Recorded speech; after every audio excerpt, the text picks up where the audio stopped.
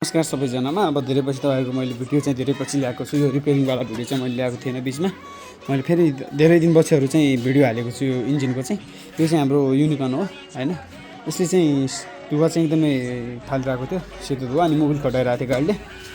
अन्त तपाईँको मोबिल घटाइरहँदा पुरै साइलेन्सरमा तानेर खत्तमै थियो हैन। अन्त यसो हेर्दाखेरि इन्जिन खोल्दाखेरि चाहिँ तपाईँको त्यति इन्जिन पिस्टन पनि त्यति स्क्र्याच थिएन, कालो पनि भएको छैन। इन्जिन चाहिँ भर्खरै समथिङ बानेको रहेछ, तर 75 नम्बर पिस्टन रहेछ हैन यो।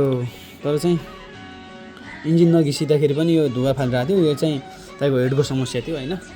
हेडको समस्याले गर्दा तपाईँको अनि यो इन्जिन चाहिँ भर्खरै बानेको रहेछ म्याक्सिमम हैन।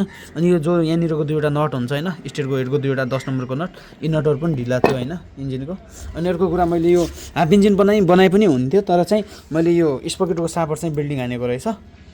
अब यो हाफ इन्जिन खोल्ने बेला चाहिँ यो अब खोलिरहेको बेला इन्जिन बार खोलिने, एकैचोटि बान्दा राम्रो हुन्छ खोलेको बेला सबै कुराहरू बनाएर। त्यही मैले यो स्पकेटको साफ्ट पनि फेर्नलाई यो फुल इन्जिन खोलेको हैन।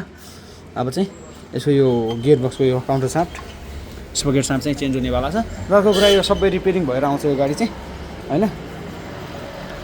कल्लाएर रिपेयरिङ गरेर चाहिँ आउँछ यो गाडी। अब चाहिँ हेरौँ कस्तो हुन्छ हैन। बनाइसकेपछि यो चाहिँ अहिलेको भाइलाई अब तपाईँहरू पनि अब यसरी बनाउनु छ, बाइकहरू एक्सचेन्ज गर्नु छ भने चाहिँ हाम्रो वर्कसपमा चाहिँ भिजिट गर्न सक्नुहुन्छ। हाम्रो लोकेसन चाहिँ रहेको छ डोटीको दिपक पिपल बजारमा है त।